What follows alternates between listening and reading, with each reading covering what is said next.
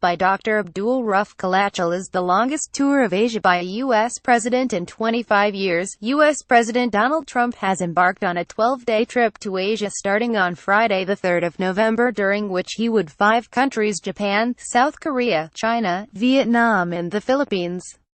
In his shuttle diplomatic voyage, President Trump is expected to show a united front with South Korea and Japan while pressing China to take a stronger line with Pyongyang. Donald Trump has kicked off his 12-day tour of the Asia-Pacific region in Japan.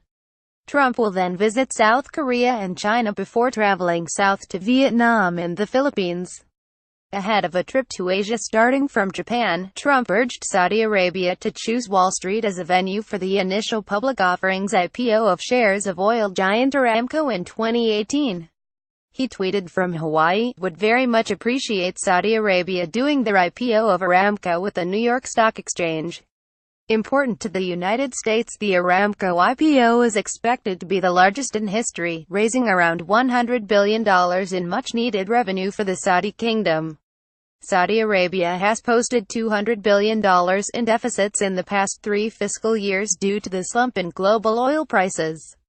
Aramco, which controls Saudi Arabia's massive energy assets, plans to list nearly 5% of its shares in the stock market.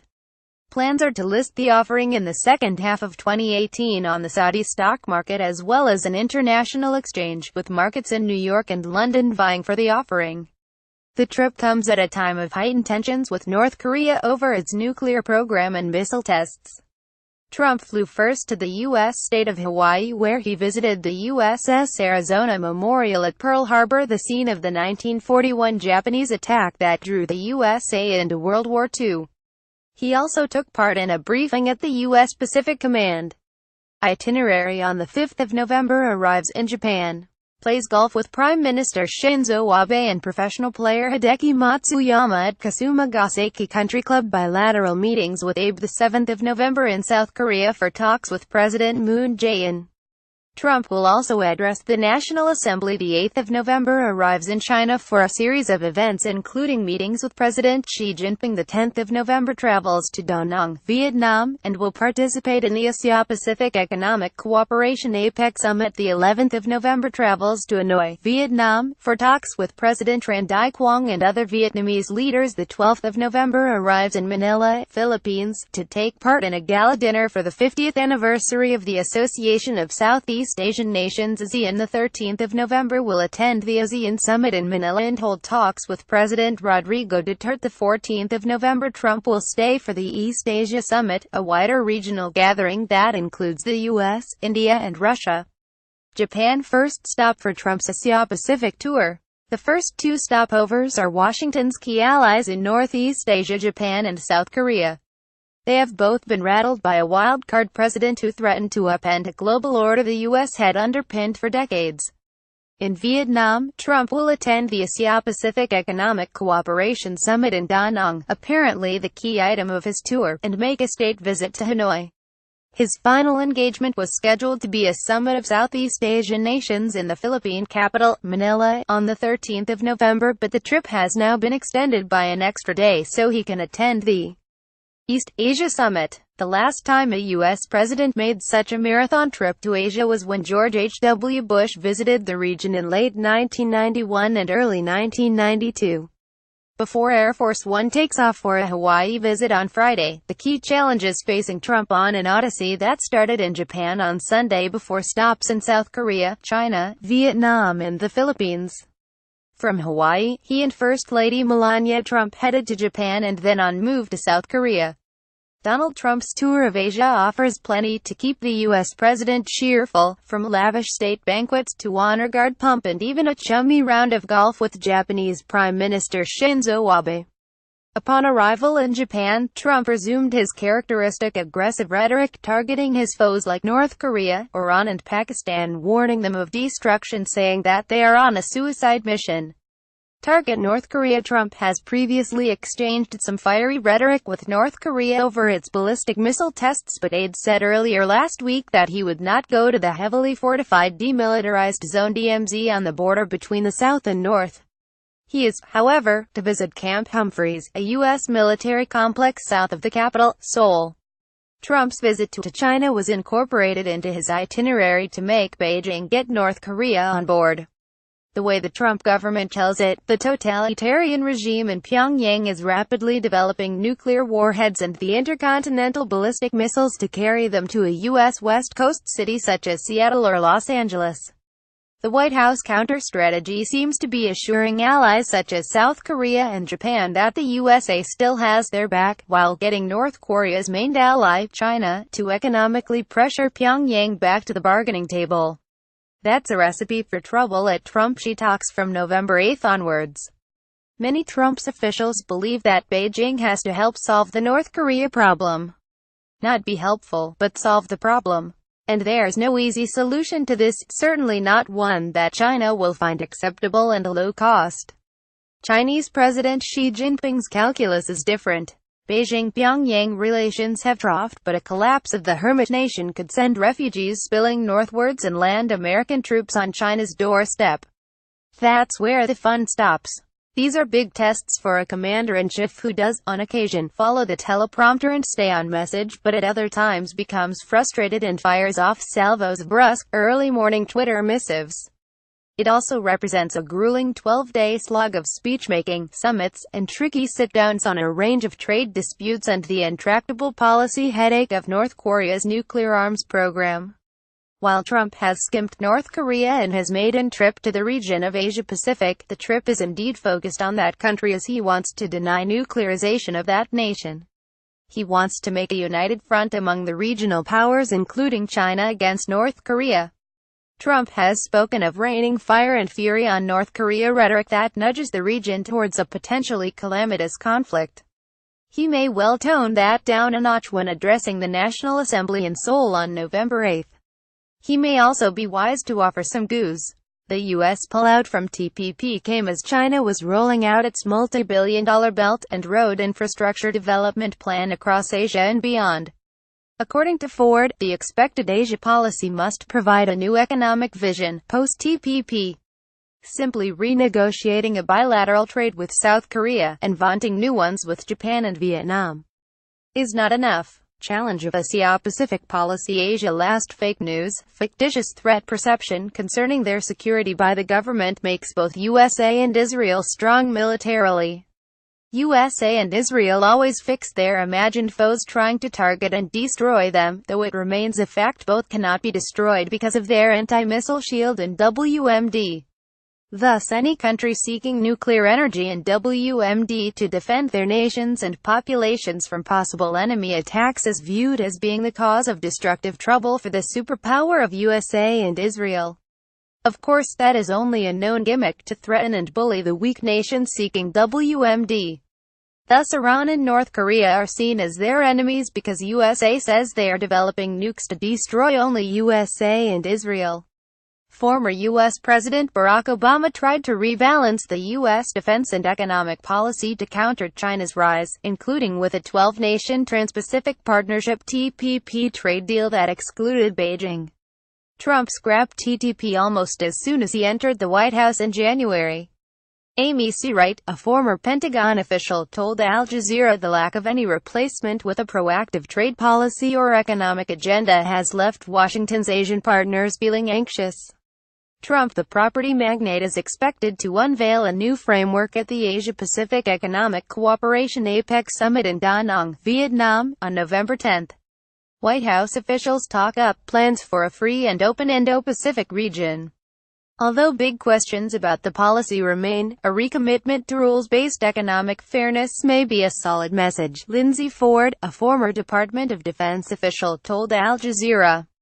It's important for people to hear that America first does not mean Asia last, that American prosperity can go hand in hand with Asian prosperity, said Ford, an analyst at the Asia Society Policy Institute, a think tank. Trump's biggest challenge could be the one thing he cannot seem to change himself. He is prone to undiplomatic language that plays badly with button-down Asian officials. Previously on Twitter, he accused South Korea of trying to appease its northern neighbor, and criticized Xi for not doing enough to rein in Pyongyang. The trip is longer and tougher than his first foreign venture to the Middle East in May. He may get irked by Japanese resentment over a U.S. military base in Okinawa, or rallies against the war maniac U.S. president on the streets of South Korea. Among government officials, there are going to be a lot of white knuckles and held breath throughout the 2 days of his time in South Korea, Scott Snyder, a scholar at the Council on Foreign Relations, a think tank, told Al Jazeera. There is a risk of clashing egos when Trump meets Rodrigo Duterte, the hard-boiled president of the Philippines, on November 13. Meanwhile, Russian President Vladimir Putin will attend APEC, shifting the spotlight back onto the troublesome probe of election collusion. China is a safer bet. U.S.-China relations. Officially a communist nation pursuing socialist policies indoors and a mixed agenda abroad, China has developed trade relations with U.S. superpower. Along with it also shares the veto power on UNSC.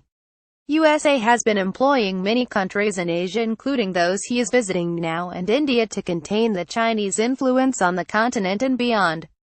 Neocons believes only economic ties could USA closer to Beijing. Trump's stop in Beijing is being billed as a state visit plus to mark the importance of the dynamic between himself and President Xi, as well as relations between the U.S. superpower and China's fast-growing economy and armed forces. In Beijing, the two leaders representing West and East respectively may be able to paper over the cracks by unveiling a few energy deals this month, but that would only be a calm before the storm and the escalation of tensions next year. The Trump government has high expectations from China, a fundamental reordering of the trade relationship, while China expects a relatively painless negotiation process. Meanwhile, the two leaders are in different positions. Xi has just emerged from a glowing 5-yearly Communist Party Congress. Trump has low approval ratings of 34% and is battling a probe about election collusion with Russia. He faces condemnations from both Democratic and Republican pastries. Former CIA analyst Christopher Johnson compared Xi's strong position with no visible domestic opposition to Trump's routinely questioned style and legislative record. This gives Xi a bit of a leg up when bartering. North Korea is not the only glitch. Trump rails against the United States' embarrassing $347 billion trade deficit with China, and has accused Beijing of manipulating its currency, rigging markets, and pilfering ideas from U.S. firms. WMD as deterrent. The U.S. President Donald Trump's 2-week visit to the Asia-Pacific region as the threat of a military confrontation with North Korea will be high on the agenda in Japan, South Korea, and China.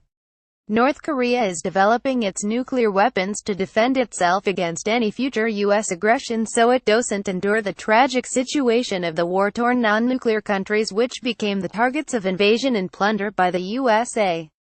North Korea needs nuclear weapons as a deterrent to prevent invasion and plunder by the unilateral USA. It is indeed scared of U.S. militarism and condemned the USA and its allies' crazy escalation of sanctions, pressure, and military threats against the communist country that will get them nowhere.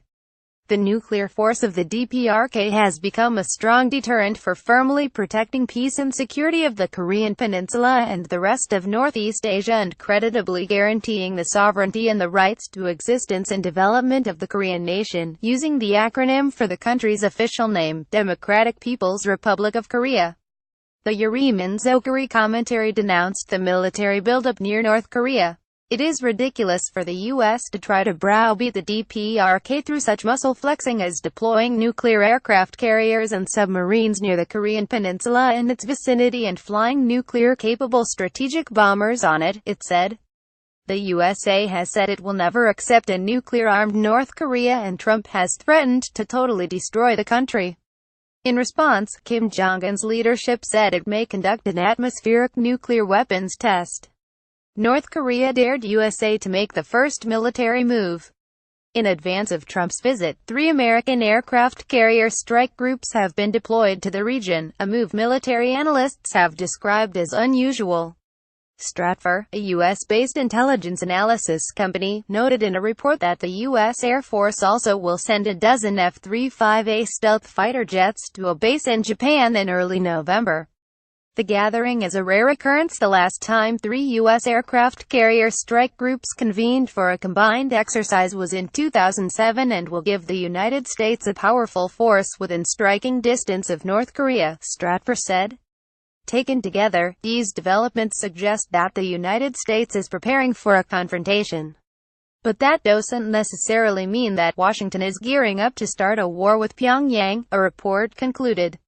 Michael T. Clare, a professor of peace and world security studies at Hampshire College in the U.S., wrote there can be only two plausible explanations for this extraordinary naval buildup: to provide Trump with the sort of military extravaganza he seems to enjoy, and/or to prepare for a preemptive military strike on North Korea. Tensions remain sky-high after North Korea's sixth and most powerful underground nuclear test in September, and a flurry of ballistic missile tests in recent months. Will there be a war on the Korean Peninsula? Absolutely. There is no chance for a direct U.S. war with North Korea, a close ally of China and Russia, another veto member. Russia and China would reject any U.S. proposal in UN for a war with NK. USA would not dare attack North Korea on its own or under the NATO banner, since Russia and China might as well enter the war, making it a beginning of an official WWII. There could be possible triggers for war with North Korea that need to be carried. The first possible trigger is a declaration of war by North Korea, especially since the USA has made clear it has not declared war. This won't happen because Russia and China would not support it. The idea that countries would formally declare war against each other before commencing hostilities is a relic of the early 20th century. Although remnants of the practice remain, it was largely outdated by the Second World War, as the military advantages of surprise, as the Japanese attack on Pearl Harbor and the Nazi attack on Soviet Russia, made clear. The second possible trigger is the North Korea threat of a possible detonation of a nuclear device in the atmosphere over the Pacific. Although the aesthetics of such an act would shock the world, as humanity has not seen a nuclear airburst since that done by China in 1980, this would not be the beginning of hostilities. However, if Kim explodes it in international territory, such as the high seas, he faces different rules, such as when Australia and New Zealand took France to the International Court of Justice after French atmospheric testing caused radiation pollution to fall on them, downwind. It was for this reason of pollution that most of the global community concluded an international agreement prohibiting such atmospheric nuclear testing. The third possible trigger is the North Korea threat to shoot down aircraft in international airspace, as in, mirroring the territorial sea, 12 nautical miles (22.2 kilometers) out from the land. Previously in 1969, North Korea did shoot down an American spy plane, killing all 31 members aboard when it was operating in international airspace.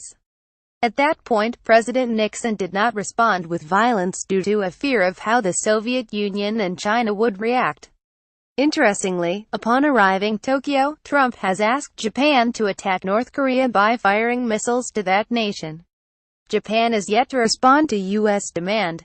After the Second World War, the UN, seeking global peace, hoped that all members would refrain from the threat or use of force against the territorial integrity or political independence of any state, to which declarations of war by individual states would become redundant.